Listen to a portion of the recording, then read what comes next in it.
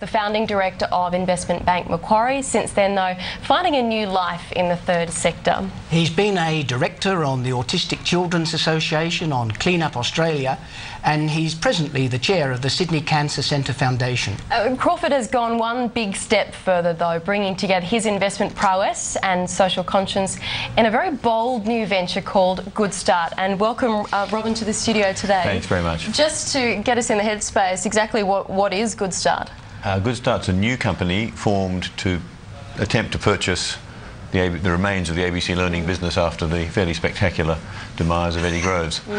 Very spectacular. And it's got quite a unique funding model. It has. A group of not-for-profits who were very keen on looking at the chance to influence childcare, the childcare agenda, wanted to try somehow and buy the business because they'd all discovered that prevention is better than cure. You're much better off to avoid children getting into harm's way. So you got together Mission Australia, they got themselves together, I guess, pretty much. And I was asked to head up a new company which had to be commercially run. How did you get the money together? The money, when we looked at the business model, the business should make money, should generate some cash. So extended loan finance, subordinated loan finance was probably going to be adequate to get us launched and going, as distinct from donations, which is what you're normally after. And I guess with PAFs and other philanthropic things growing, there was a reasonable chance to say to somebody, here, have a 8-year, 12% unsecured loan investment, and that will really help us out. So I could invest and, in a sense, get blended value because I'd get a financial return, but it wouldn't be as great as I might otherwise get because I'm also getting a social return. Correct. That was the thing. And we raised about a bit over 25 million in that sort of form. We got about 15 million from the government. The government had already put 70 million into ameliorating the damage of the initial crash. That 15 million was a loan? 15 was a loan. The other 70, unfortunately for taxpayers, they will never see again. Yeah. 15 they will see again. So it's probably good value for money for government. And that gave us enough, if you like, quasi-equity on which to then say to National Australia Bank, we want debt financing on top of that to build a fairly normal debt equity ratio and go from there. And so this is very unique in Australia at first? It is. It's not often you get businesses who actually can make money. I mean, most charitable things you do, eat money and go on eating it. This at least hopefully will generate some cash and will repay its lenders. So it's a social business, it's going to run along commercial lines, it's going to aim for a surplus to repay the money that's been lent, and then what are you going to do with the surplus that remains, hopefully? Well, it's all about, obviously, improving. I mean, I was quite appalled to find that Australia ranked about second worst in the OECD for early learning and childcare.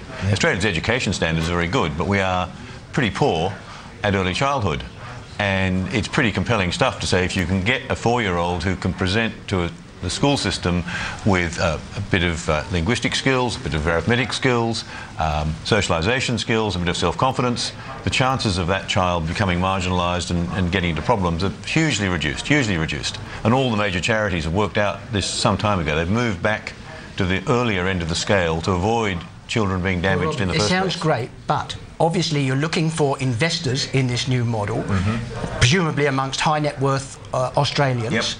Are they coming to the party? They have done, yes. That's done and dusted, and the money's in an escrow account and about to be handed to the receiver. So yes, they have come to the party. Not perhaps as well as we would have liked, but you never get overwhelmed with these things. Well, I guess it's new. They're still trying to find out what a social business is. Yeah. Is it? I mean, you want social investment to be considered a legitimate asset class, I guess, among these high net worth individuals. Sure, but we're not there yet. It's unusual to have not-for-profit businesses that actually can generate money and therefore can be debt financed rather than equity financed. So that is a distinguishing feature. And it's also a very big business compared to most ones that you deal with. This is an 850 million turnover business. This has got 14,000 staff and huge. It's an enormous business. So it's a messy one. Robin, again, we could chat for so much longer, but we're out of time. Thank you so much for your time on the show today. Okay. That was Robin Crawford, Chairman of the new social business Goodstart. Now, for more information, we want to direct you to the website of Peter's Centre for Social Impact, so you can get to that by just going to www.csi.edu.au. And that's all for the programme today. The next edition of Social Business is going to be on Tuesday, the 8th of June. For now, though, from the team here at the Business Channel, thanks very much for your company.